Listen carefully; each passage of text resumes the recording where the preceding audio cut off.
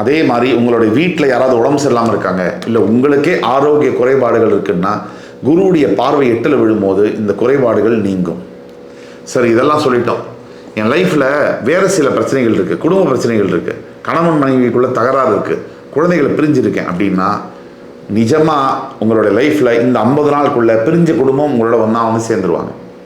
அதே மாதிரி 10ஆம் இடத்தை பார்க்கக்கூடிய குரு பகவானால் உங்களுடைய தொழிலாக இருக்கட்டும், உங்களுடைய என்ன விஷயமா இருக்கட்டும், அதாவது ஒரு தொழிலில் தான் என்ன 10ல் வந்து குரு பார்க்குறார் அப்படின்னா பாக்கியஸ்தானத்தை, அதாவது 9ஆம் பார்வையாக பார்க்கிறார் அப்படின்னா எந்த விதமான பிரச்சனைகள் ஆஃபீஸில் இருக்குதுன்னு வச்சுக்கோங்க, உங்களுக்கும் உங்கள் சூப்பர்வைசர் பாஸுக்கும் ஆகவே ஆகலை.